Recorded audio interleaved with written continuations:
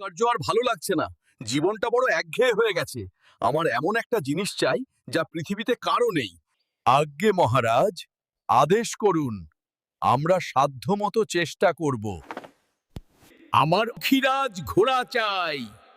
আমি আকাশে উড়ব। কিন্তু মহারাজ, ওটা তো রূপকথার গল্পে থাকে। বাস্তবে কি আর ডানাওয়ালা ঘোড়া হয়? আমি রাজা কৃষ্ণচন্দ্র। আমি চাইলে সব হয়। শোনো সবাই, যে 7 দিনের মধ্যে পঙ্খিরাজ ঘোড়া এনে দিতে পারবে তাকে আমি 1000 স্বর্ণমুদ্রা পুরস্কার দেব, আর না পারলে গর্দান যাবে। মহারাজ, অভয় দিলে একটা কথা বলি। বলো গোপাল, তুমি কি ঘোড়ার খোঁজ জানো? আজ্ঞে জানি, তবে পঙ্খিরাজ ঘোড়া তো যে সে ঘোড়া নয়, স্বর্গের জিনিস। একে মরতে নামাতে হলে একটু সময় আর খরচ লাগবে। কত সময় আর কত স্বর্ণমুদ্রা খরচ হবে বলো? সময় লাগবে 6 মাস, আর ঘোড়া খোঁজার খরচ বাবদ এখনই আমাকে 500 স্বর্ণমুদ্রা দিতে হবে। এখনই গোপালকে 500 স্বর্ণমুদ্রা দিন।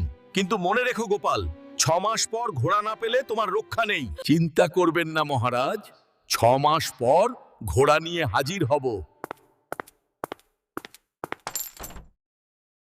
6 মাস তো পার হয়ে গেল, গোপাল এলো না, আমার পঙ্খিরাজ ঘোড়াও এলো না। গোপাল কি আমাকে ঠকিয়ে পালালো? মহারাজ, আমি আগেই বলেছিলাম ওসব রূপকথা। গোপাল নিশ্চয়ই টাকা নিয়ে পালিয়েছে। সেনাপতি, এক্ষুনি লোক পাঠাও, গোপালকে ধরে নিয়ে এসো।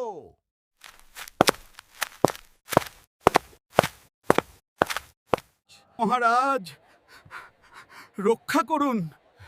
কি হলো? আর আমার ঘোড়া কই? আগে ঘোড়া তো আমি 3 মাস আগেই খুঁজে পেয়েছি। তাকে খুব যত্ন করে রেখেছি এক গোপন আস্তা বলে। কিন্তু একটা মহা বিপদ হয়েছে মহারাজ। পঙ্খিরাজ ঘোড়া তো স্বর্গের প্রাণী, তাই সে মর্ত্যের ঘাস বিচালি খায় না। তবে ঘোড়া কি খায়? সে শুধু সোনা দানা আর টাকা পয়সা খায়। আপনার দেওয়া 500 স্বর্ণমুদ্রা সে গত 3 মাসেই খেয়ে ফেলেছে। এখন তার আবার খিদে পেয়েছে। আরো 1000 স্বর্ণমুদ্রা না খাওয়ালে সে দুর্বল হয়ে যাবে, উঠতেই পারবে না। কি বলো গোপাল? ঘোড়া টাকা খায়? এ আমি জীবনেও শুনিনি। তুমি কি আমাকে বোকা পেয়েছো? ছি ছি মহারাজ, আপনাকে বোকা বানাবো? তবে একটা কথা বিবেচনা করুন। কি কথা?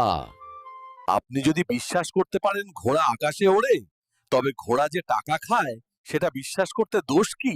ঘোড়া যে টাকা খায় না, এটা যেমন ধ্রুব সত্য। ঘোড়া যে আকাশে উঠতে পারে না, সেটাও তো তেমনই সত্য। ঠিক বলেছ গোপাল। আমার অবাস্তব শখের উচিত জবাব তুমিই দিয়েছো। আমি আমার ভুল বুঝতে পেরেছি। আপনার রূপ আর গুণের কথা আমরা অনেক শুনেছি। আজ কৃষ্ণনগরের রাজসভা আপনার নাচে ধন্য হবে। তো নর্তকী সাহেবা, শুরু করুন আপনার নৃত্য।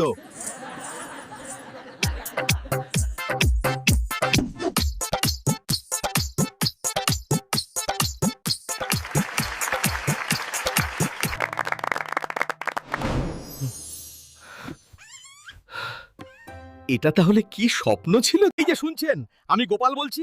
ভিডিওটা যদি একটুও ভালো লাগে তাহলে হাত কাঁপাবেন না। এখনই চ্যানেলটা সাবস্ক্রাইব করে ফেলুন, না হলে কিন্তু রাজ দরবারে নালিশ করব।